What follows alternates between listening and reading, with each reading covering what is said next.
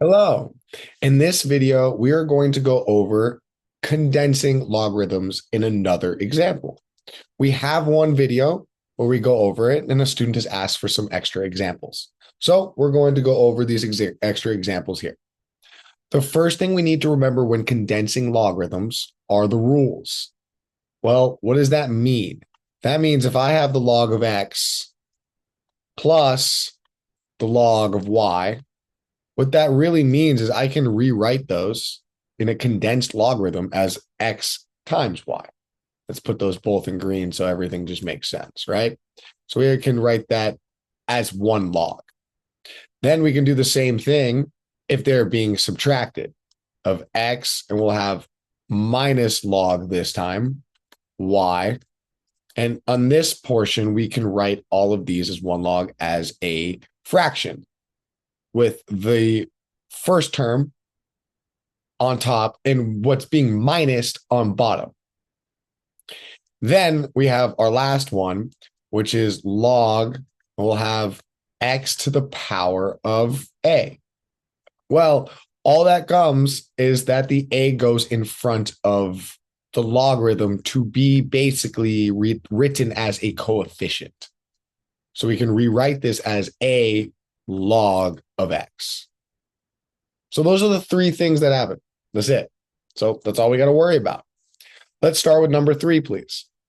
So as we start doing number 3, we rewrite 1/3 log x plus 2 log y. The first thing I'm going to do is distribute my 1/3. I have 1/3 log x plus 2/3 log y. Well, I need to know where to go next. The hint here is we have a coefficient. I don't want a coefficient, right? We want to write the coefficient as the exponent.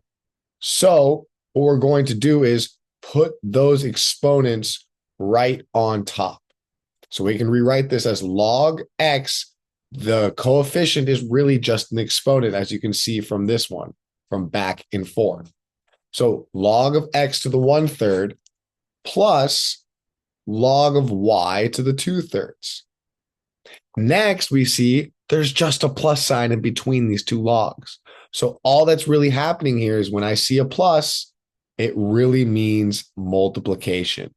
So log of x to the 1/3 plus log of y to the 2/3 is really log of x to the 1/3 times y to the 2/3.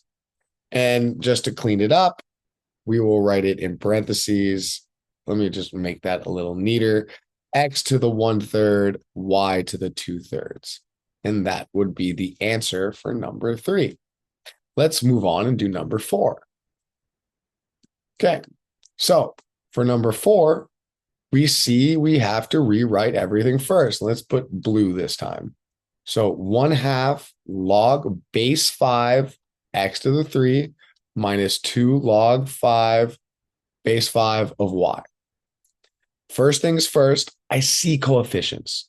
I need to get rid of those coefficients and make those exponents. So this would be log of 5 x to the 3, and then that will also have and include a 1/2 in that exponent. This log 5th y, and that 2 will go to the top. Next, we're going to clean up log to the 5 x to the 3/2 minus log of 5 y squared. We see a subtraction in between those two logs. They have the same base. Therefore, I can rewrite this as a division with x to the 3/2 as the numerator, y squared as the denominator.